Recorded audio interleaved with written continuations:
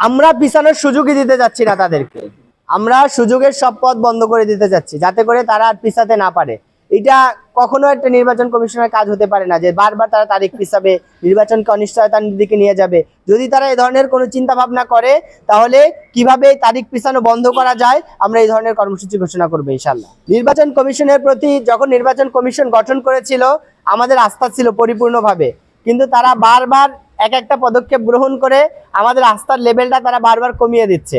তো তারা যেহেতু আমাদের শিক্ষক, আস্থার লেভেল কম থাকলেও আমরা প্রত্যাশা করি যে শিক্ষকের সম্মান রক্ষার্থে তারা একটা সুন্দর এবং সুষ্ঠু নিরপেক্ষ নির্বাচন বাস্তবায়ন করবে ইনশাল্লাহ। নির্বাচনী আচরণবিধির শোকজ করেছিল, আমরা এটা একটা টাইম পিটিশন দিয়েছি, আমাদেরকে 2 দিন সময় দিয়েছে, মানে আগামীকালকে পর্যন্ত লিখিত জবাব দেওয়ার।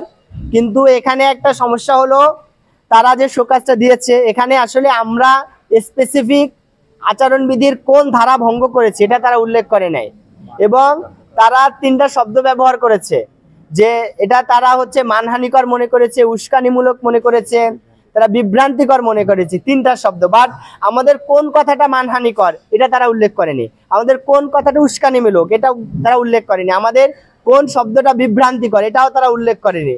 সুতরাং এই যে নোটিশটা দিয়েছে এটা কোনো ধরনের স্পেসিফিক আমাদের কোনো অপরাধকে বা আমাদের কোনো ভায়োলেশনকে তারা ডিরেক্ট করতে পারেনি, তারা হচ্ছে নির্দিষ্ট করতে পারেনি। সুতরাং এই জায়গা থেকে স্পেসিফিক জবাব দেওয়াটা আমাদের জন্য কঠিন। সুতরাং এর আলোকে আমরা কিভাবে একটা র্যান্ডম জবাব দেওয়া যায় এটা আমরা কাজ চলছে, আজকের ভিতরে রেডি করে আগামীকালকে আমরা এটা জমা দেব এবং আপনাদেরকে একটা কপি পাঠাবো ইনশাল্লাহ।